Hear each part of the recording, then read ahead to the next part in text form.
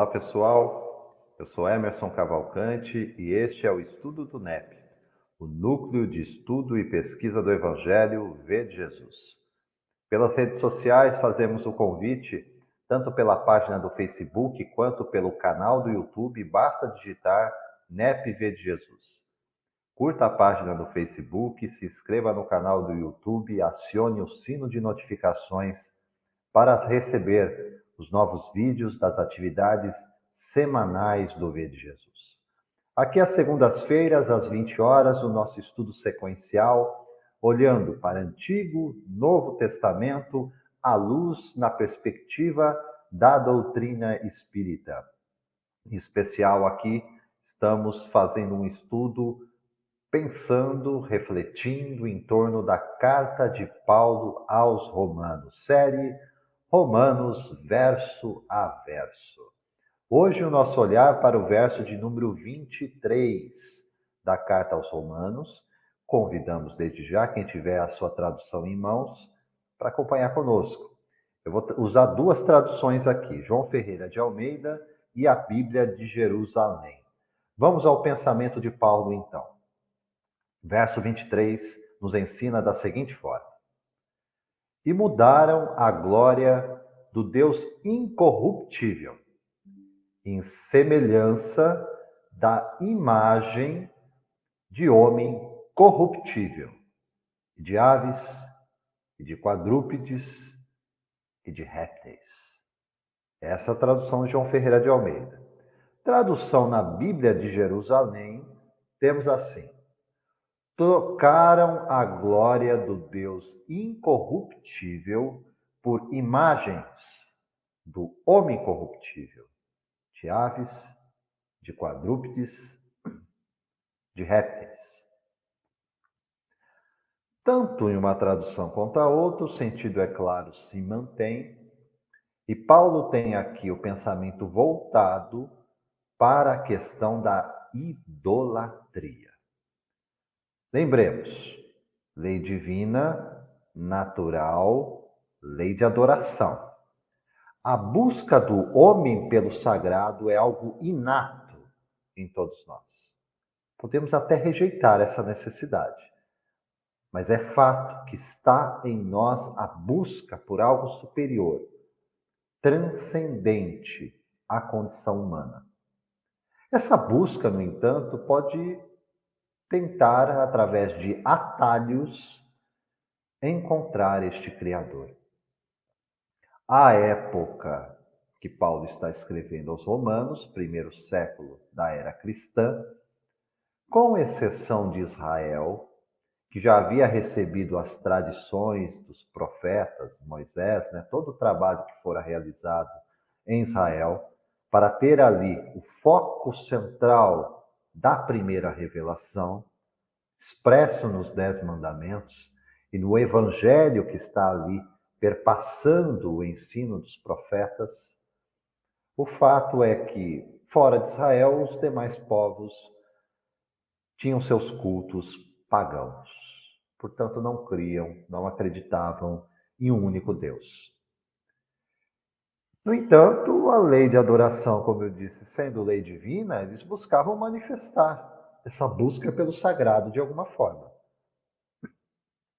O verso 23, aqui em Paulo, está relatando parte dessa busca. Mas diz que essa forma de realizar, mais do que isso, o pensamento que está por trás da forma, é falso. É um pensamento que, antes de nos aproximar, nos afasta de Deus. Porque troca a ordem das coisas. Vejamos mais uma vez. Trocaram a glória do Deus incorruptível por imagens do homem corruptível. A chamada visão antropocêntrica das coisas, do mundo, das relações. É o homem, antropo, o homem no centro do universo.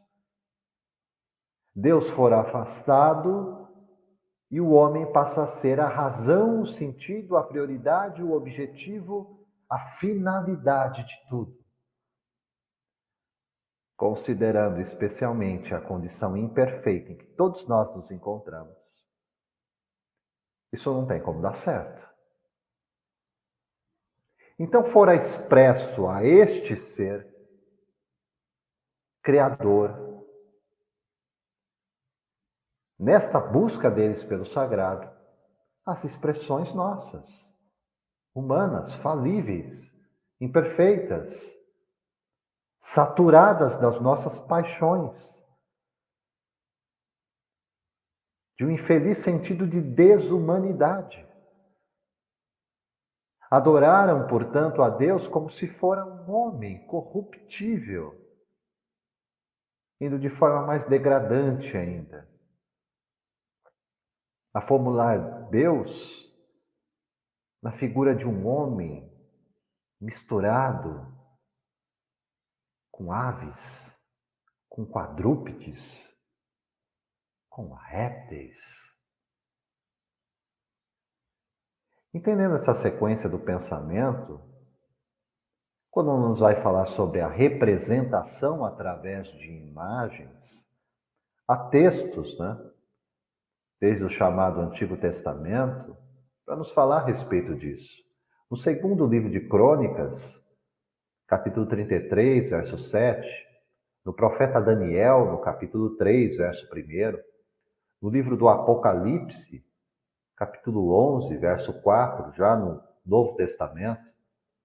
Voltando ao Antigo, ainda temos a narrativa em Isaías, capítulo 40, dos versos 18 a 26, e no profeta Ezequiel também, capítulo 8, verso 10. Deus representado através de imagens e feito à semelhança de qualquer coisa, meio homem, meio ave, meio quadrúpede, meio réptil, através de pinturas, de talhar em madeira, em pedra, esses ídolos. Lembrando, antes de haver um ídolo externo, há um ídolo interno. O coração do homem insensato e afastado de Deus é uma fábrica de ídolos. E aí vem então a imagem do homem corruptível, tentando substituir um Deus santo, justo e bom. Essas imagens dos antigos representavam tanto homens como mulheres. Eram os deuses, heróis e benfeitores para eles, que eram deificados, tornados Deus, serviam templos, altares, estátuas. Assim fora com Júpiter, com Hércules, com Rômulus. Culto a esses heróis, constituindo grande parte da idolatria que eles se entregavam. As suas imagens, representações de formas humanas e animais, provando, sem dúvida, a grande degradação da falsa adoração a que eles se entregavam em paixões, representantes do coração desvirtuado, em que o egoísmo, o orgulho e a vaidade legislam no nosso mundo consciencial. O verdadeiro Deus, portanto, fora trocado. O Deus incorruptível pelo homem corruptível. Entendendo dessa forma, então, com olhar também para a doutrina espírita, chamamos a atenção aqui para a questão em O Livro dos Espíritos, com Allan Kardec, questão essa de número 667. Não à toa, no livro terceiro, tratando sobre leis morais, Lei de adoração, primeira dessas leis. Essa questão 667 está aqui dentro de um estudo específico sobre politeísmo. Poli, muitos. Teísmo, o estudo, a referência aos deuses, muitos deuses. Kardec está tratando sobre essa temática, e tratando sobre essa temática, vai perguntar aos benfeitores espirituais, aos instrutores da codificação. Por quê? Porque o politeísmo é uma das crenças mais antigas e mais divulgadas, embora falso. Respondem os orientadores. O pensamento de um Deus único não poderia ser no homem senão resultado do desenvolvimento de suas ideias. Incapaz, em sua ignorância, de conceber um ser imaterial, sem forma determinada, agindo sobre a matéria, deu-lhe então os atributos da natureza corporal. Quer dizer, uma forma, uma aparência que desde então tudo lhe parecia ultrapassar as proporções da inteligência vulgar, tudo que saía desses padrões era para ele uma divindade.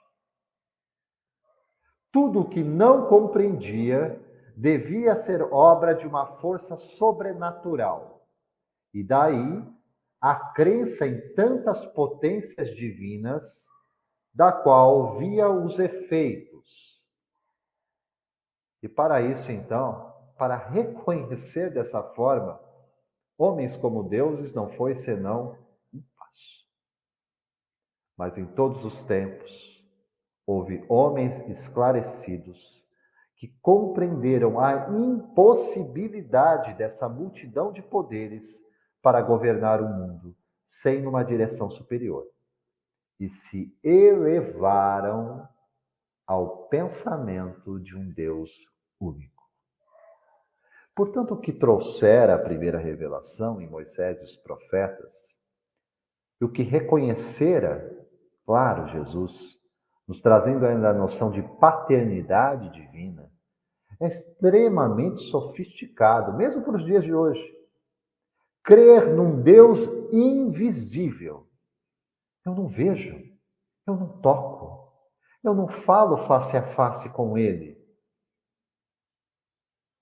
Isso, para o coração idólatra, é inconcebível. Eu tenho que tocar, eu tenho que ver, tem que ter uma imagem, alguma coisa que represente. Senão, para mim, não é real. É preciso um entendimento mais aprofundado para conceber que nós não pertencemos a essa esfera das formas, dos sentidos. Por aqui estagiamos, passamos por essas etapas do processo evolutivo, mas nós pertencemos ao mundo que não é perecível, para o mundo da imortalidade. As nossas vistas, portanto, deveriam estar para aquilo que é eterno. E viver a transitoriedade da vida humana com vistas à glória eterna. Mas mudar. Mudaram, como diz Paulo. Mudaram a glória do Deus incorruptível por imagens do homem corruptível, de aves, de quadrúpedes, de répteis, infringindo, portanto, o primeiro grande mandamento. E lembremos, Kardec o transcreve no primeiro capítulo de O Evangelho segundo o Espiritismo. Quando vai tratar sobre o tema não vim destruir a lei, conhecida a fala de Jesus, ao transcrever do decálogo mosaico, olha o anúncio, primeiro mandamento. Eu sou o Senhor vosso Deus, que vos tirei do Egito, da casa de servidão, da escravidão. Não tereis outros deuses estrangeiros diante de mim. Não fareis imagem talhada, nem nenhuma figura de tudo que está no alto, nem no céu, nem embaixo na terra, nem de tudo que está nas águas, sob a terra. Não os adorareis, nem lhes rendereis culto soberano. Percebamos, o quanto fomos na contramão de tudo isto. Como é que o nosso coração pode estar em paz? Como podemos desfrutar da comunhão com este Deus invisível, incorruptível, santo, bom, justo, imutável, perfeito, se a nossa afinidade ainda está aqui, com as coisas que passam, que transitam por nós e a nós não pertence? Se eu troco o sentido das coisas, colocando o homem como centro de tudo, se eu ainda faço deste homem um híbrido de aves, de quadrúpedes, de répteis, que loucura é esta?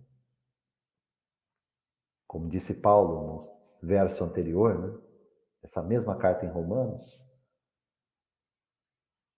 pensando-se sábios, tornaram-se loucos. E essa loucura que se vive na idolatria. A resposta dos benfeitores espirituais apontam sim para um caminhar. Reconhece a dificuldade que temos de entendimento, de relação com esse Deus que não pode ser visto, não pode ser tocado, que não falamos diretamente com Ele, no sentido de alguém que eu estou vendo, mas que é real, é presente, é atuante em nós e fora de nós. É um Deus que age na criação e que transforma a criatura. É esse Deus que nos é apresentado pelo Evangelho eterno. O Evangelho de Deus, mensagem para todos os povos, línguas e nações em todas as épocas, para judeus e para gentios, para aqueles que estão em Israel, para aqueles que, como nós, estamos fora de Israel. E Ele é o mesmo. Ontem, hoje, para sempre, no tempo ou fora do tempo. E a este Deus que rendemos o nosso culto, a nossa adoração, que buscamos entender através de suas leis divinas e racionais, mas ao mesmo tempo tendo o nosso sentimento tocado para que as nossas emoções sejam equilibradas, no sentido de tudo aquilo que Ele comunica como atributo dele para nós, como filhos. Para que aquela benevolência, aquela indulgência, o sentido de perdão, da solidariedade, da fraternidade, da caridade expressa nas relações humanas, não sejam palavras retóricas. Em Jesus, tudo isso se tornou presença, homem, carne, experiência, relação, ensino, exemplo. E é isto que deve nos guiar, como seus discípulos, mediando essa nossa relação com um Deus invisível, com quem sim eu me relaciono, através do Cristo. Não, sonoro não, à idolatria, que perverte, corrompe a mente, o entendimento das coisas, falseia o sentido da lei divina de adoração. Não façamos, como denuncia Paulo aqui, o pensamento daqueles que, afastados de Deus, mudaram a glória do Deus incorruptível em nome incorruptível, e de aves, de quadrúpedes, de répteis. Busquemos ao Deus único, eterno, imutável. Amados, essas foram as nossas reflexões em torno do verso 23 do capítulo 1 da carta de Paulo aos Romanos. Fica o nosso convite mais uma vez, seja pela página do Facebook, curta a página, seja pelo canal do YouTube, digite NEP V de Jesus. Se inscreva lá no canal, acione o sino de notificações e compartilhe, leve adiante a mensagem do Evangelho à luz da doutrina consoladora. Eu sou Emerson Oliveira Cavalcante e deixo aqui os meus votos de paz, luz e sabedoria. Até a próxima. Até breve.